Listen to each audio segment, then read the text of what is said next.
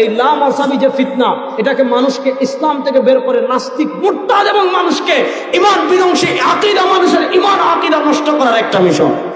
এটা মিথ্যা কথা। মানে কোরআন হাদিস একদিকে আর মাযহাবকে তারা আরেক দিক করে ফেলেছে। মানে তারা বিষয়টা এমন ভাবে নচেত, এটা তো তারা এইভাবে বিভ্রান্ত করে, এজন্যই শিরোনামটা দেওয়া হয়। মূলত এই শিরোনামটাই ভুল, যে কোরআন হাদিস থাকতে মাযহাব কেন, বোঝা গেল যে মাযহাব এটা কোরআন হাদিসের বাইরের কিছু। এই যে যারা এই প্রশ্ন করে যে কোরআন হাদিস থাকতে মাযহাব কেন, তারা মাযহাব কি এটা বুঝে নাই। মাযহাব কাকে বলে? কোরআন এবং সহিহ হাদিস ব্যতীত কোন ব্যক্তির কথাকে মেনে চলার নাম মাযহাব। মানুষের মতামত ত্যাগ করে কোরআন এবং সহিহ হাদিস মেনে চলে যারা, তাদের নাম আহলে হাদিস। এই যুগে কোরআন হাদিস বললে আহলে হাদিস গো মাহফিলে মাশাআল্লাহ এরা শুনে, যে আমরা মাযহাব যারা মানি এই আমগো এক দুর্ভোগ, কপাল খারাপ। আমাদের মাহফিলগুলোতে এত মিথ্যা গল্প কাহিনী হয় আর ওইটাতে মানুষ খুব বেশি হয়। এদিক দিয়ে আমরা ব্যর্থ। এই ব্যর্থতা, এটা আমাদের ব্যর্থতা, কিছু করার নাই, আমরা হয়ে গেছি এরকম। আহলে হাদিস এক জায়গায় সফল, এদের শ্রোতারা এদের মাহফিলে যায় হাদিস কোরআন শুনতে, সফল। আমরা এই জায়গায় ব্যর্থ। যে আহলে হাদিস হলো যারা নাকি কোনো সুনির্দিষ্ট কোনো মাযহাব মানে না, অর্থাৎ যে কোনো মাযহাবকে অনুসরণ করে না। আমাদের ইসলাম ধর্মের যে 4টা প্রধান মাযহাব রয়েছে, হানাফি, মালিকি, শাফি এবং হাম্বলি, এই 4 মাযহাবের বাইরে যাদের ওনারা সরাসরি কোরআন হাদিস থেকে ওনাদের বক্তব্যগুলোকে ওনারা কালেক্ট করে তারপর ওনারা সেইভাবে আমল করেন, এটা হলো আহলে হাদিস। ওদের আকীদার ক্ষেত্রে যদি কেউ মানহাজে সালাফিকে অনুসরণ না করে, তাহলে সে পথভ্রষ্ট হয়ে যাবে। তার কোনো উপায় নাই, কোনো উপায় নাই। সালাফি হওয়া ছাড়া তো কোনো উপায় নাই। আহলে হাদিস ভাইয়েরাও সুন্দর নামকরণ করেছে, তারা তাদের মতো খেদমত করে যাচ্ছে। আহলে হাদিস ভাইয়েরা ওনাদের সবচেয়ে ভালো দিক হচ্ছে যাচাই বাছাই করে বলেন, পড়েন, কথা বলেন, কিন্তু একটু কট্টর, অ্যাপ্রোচিংটা একটু স্ট্রং। ঠিক আছে, আহলে হাদিস ভাইদেরকে সুস্বাগতম জানাই যে কোরআন হাদিস অনুযায়ী কথা বলে। কিন্তু সবাই আমরা ভাই ভাই, আমরা আমাদের পারস্পরিক সম্পর্ক কেন নষ্ট করব? আমরা যারা মাযহাব মানি তারাও আপনাদের ভাই, আপনারা যারা আহলে হাদিস বলে পরিচয় দিচ্ছেন তারা আপনারাও আমাদের ভাই, আমরা সবাই ভাই ভাই। সালাফি আকীদা তো সেই আকীদা যে আকীদা সালাফে সালেহিন লালন করতেন, ধারণ করতেন। সাহাবায়ে কেরাম, তাবেঈনরা যেই আকীদা বিশ্বাস ধারণ করতেন সেটাই হলো কি সালাফি আকীদা। যে আকীদা কোরআন এবং সুন্নাহর উপর নির্ভরশীল, যে আকীদায় কোনো নিজস্ব যুক্তি বা কোনো দর্শন দিয়ে যে আকীদা প্রমাণিত নয়, যে আকীদা কোরআন এবং সুন্নাহ দ্বারা সরাসরি প্রমাণিত।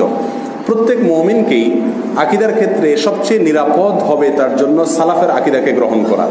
কারণ সালাফের আকীদার ব্যাপারে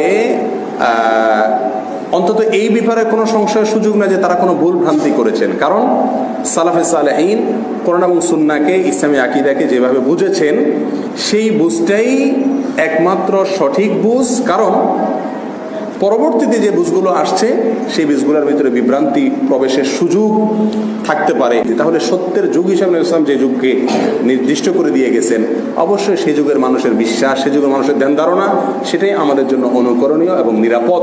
সালাফের আকীদার চাইতে নিরাপদ কোনো আকীদা বিশ্বাস পৃথিবীতে আর করতে পারে না। আহলে হাদিস মানে যারা কোরআন এবং হাদিস মানে, আহলে হাদিস মানে নবী সাল্লাল্লাহু আলাইহি ওয়াসাল্লামের তরিকা কোরআন হাদিস আছে মানি, এরা হলো আহলুল হাদিস। বোঝা গেছে কিনা?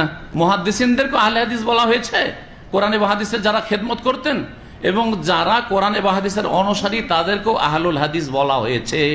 আরব দেশগুলিতে ওদেরকে সালাফি বলা হয়, সালাফদের অনুসারী, সাহাবায়ে কেরামদের অনুসারী, তাবেঈনদের অনুসারী, 4 ইমামের অনুসারী, 1 ইমামের অনুসারী না। সুতরাং আমরা হচ্ছি সালাফদের অনুসারী, সকল আইম্মায়ে কেরামদের অনুসারী, তার আগে তাবেঈনদের অনুসারী, তার আগে সাহাবায়ে কেরামদের অনুসারী, তার আগে মুহাম্মদুর রাসূলুল্লাহ সাল্লাল্লাহু আলাইহি ওয়াসাল্লামের অনুসারী। এবার বোঝা গেছে? এটা হচ্ছে সালাফি নামের কারণ, এটা হচ্ছে আহলুল হাদিস নামের কারণ। আসসালামু আলাইকুম ওয়া রাহমাতুল্লাহি ওয়া বারাকাতুহু। প্রিয় ভাইরা আমার, আহলুল হাদিস বা সালাফি বলতে ভিন্ন কোনো নয়, বরং কোরআন এবং হাদিস ও রাসূল সাল্লাল্লাহু আলাইহি ওয়াসাল্লামের সাহাবীদের আদর্শের আলোকেই যারা ইসলাম জানা, মানা ও বাস্তবায়নের কথা বলেন, তারাই হচ্ছেন আহলুল হাদিস বা সালাফ। আমরা যেন সকলেই সেভাবেই ইসলামকে মেনে নিতে পারি। আল্লাহ আমাদের তৌফিক দান করুন, আমিন। আহলে হাদিস ভাইদের সাথে হানাফি ভাইদের কয়েকটা বিষয়ে গোলমেল আছে না নাই? গোলমেল আছে। এটা হানাফি আর সালাফি দ্বন্দ্ব না, দ্বন্দ্বটা হচ্ছে সালাফি আর দেওবন্দি দ্বন্দ্ব। মূলত যে আকীদাগুলোর ক্ষেত্রে তাদের সাথে আমরা বিরুদ্ধাচরণ করতেছি, আটঘাট বাইন্ধা ওই আকীদাগুলোর ক্ষেত্রে ইমাম আজম আবু হানিফা রাহিমাহুল্লাহর আকীদা তালাশ করলে গিয়ে দেখা যায় সালাফের আকীদা আবু হানিফার আকীদা সেম, সাওয়া সাওয়া এক আকীদা। বরং বিচ্যুত হয়ে গেলে আকীদার ক্ষেত্রে আবু হানিফার মানদণ্ড আমরা ছেড়ে দিয়েছি, কিন্তু নিজের ভিন্নমতটাকে টিকানোর জন্য যারা সালাফের আকীদাকে ধরে রেখেছে তাদেরকে এসে আহলে হাদিস বলে ছুরি মারতেছেন। এটা কোন ইসলামের শিক্ষা নিয়ে করতেছেন আপনি? এটা তো ওই লোকের দোষ না, দোষ তো আপনার আকীদা গরমিল করছেন কেন? ঠিক কিনা ভাই? এই কথা আমরা বললে আমরা আহলে হাদিস। কিরে ভাই, আবু হানিফার আকীদার পক্ষে আকীদা পোষণ করলাম আমি আহলে হাদিস, তাইলে হে হানাফি কেমন হলো? আবু হানিফার বিরুদ্ধে আকীদা শিক্ষা, অদ্ভুত হানাফি। ومن أحسن قولا ممن دعا إلى الله وعمل صالحا وقال إنني من المسلمين